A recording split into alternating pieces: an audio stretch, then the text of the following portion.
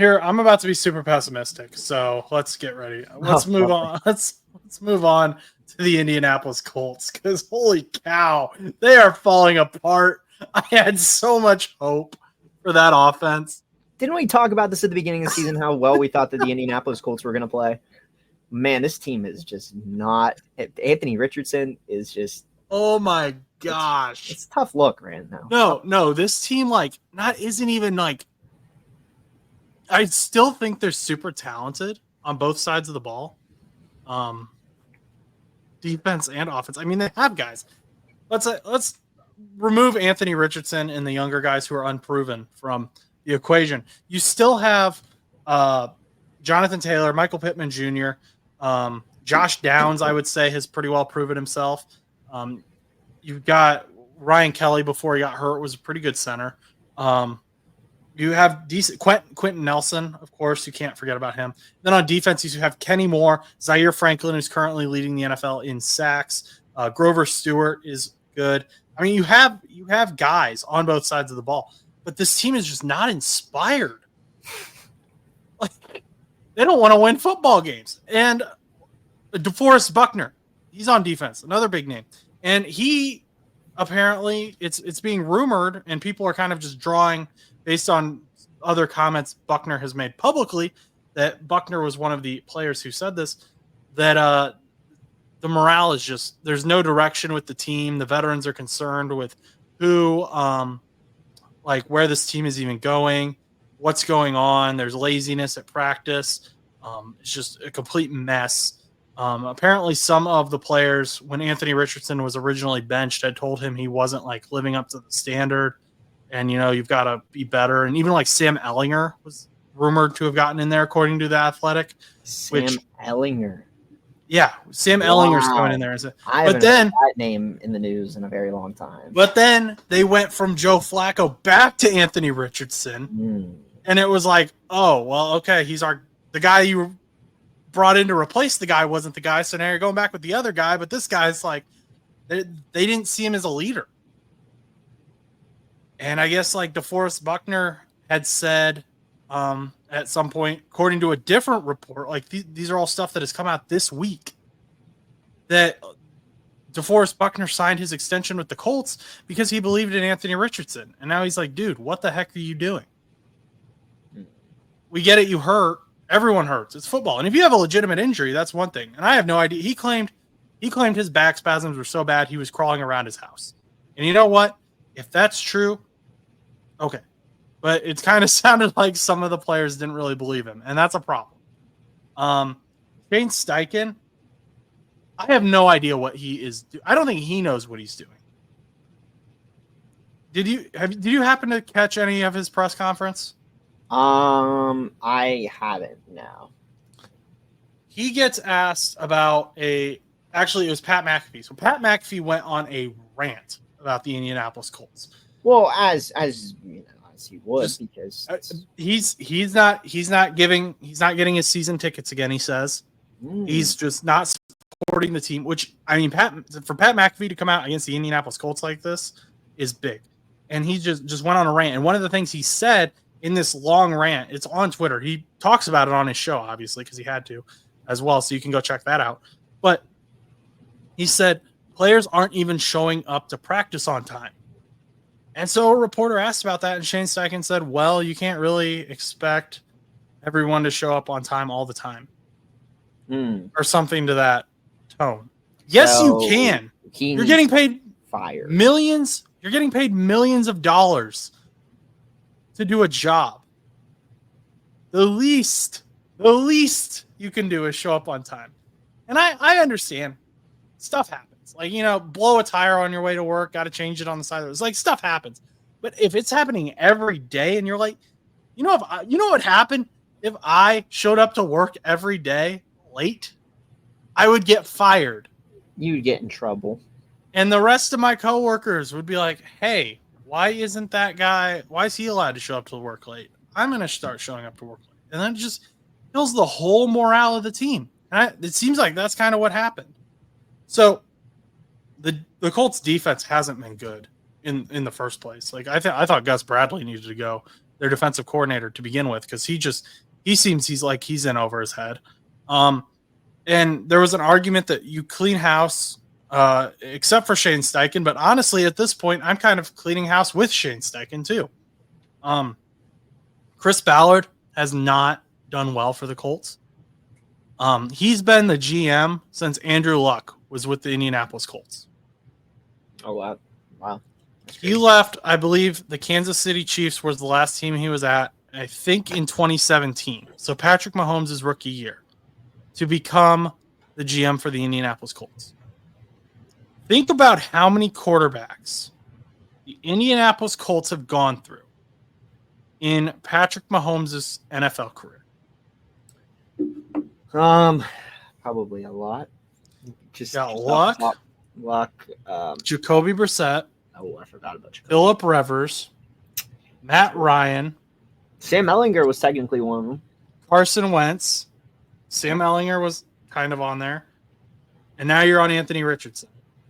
I'm not going to count Ellinger, but still, that's 6 quarterbacks. And I will give him Andrew Luck, because Andrew Luck kind of retired suddenly, and so I'll give him Jacoby Brissett as well. But then which is crazy, because I've never seen anything like that happen before in my life. So. If Chris Ballard stays, he's become so predictable. I think if Chris Ballard stays the GM, the Colts are going to end up with Kirk Cousins as their quarterback. Hey, you know what? I mean, it's definitely possible. But that's not what. But is that a positive though? Because you could have Kirk Cousins start, and you could have Anthony Richardson learn behind him. I don't think it is a positive, because where this team is at right now, you're not building around him. I think Kirk Cousins' contract would be too big. Right. And I like Kirk Cousins. And based on what we've seen from Kirk Cousins post injury, it's not good enough to lead the team. You'd be getting another Phillip Rivers or Matt Ryan or Carson Wentz. Yeah, Kirk Cousins kind of had a fall off there. And Minnesota's really, really good. 2 years ago, if you would have told me Kirk Cousins was coming to the Colts, I would have been all for it. But now I'm not. So what do you think should be done? Do you think Anthony Richardson's the answer? I don't want to give up on Anthony Richardson, because I don't think he was put in a fair position. I personally think it's a little too early, but go ahead. I don't think he was put in a fair position because he was drafted as a project. We knew he was going to be a project.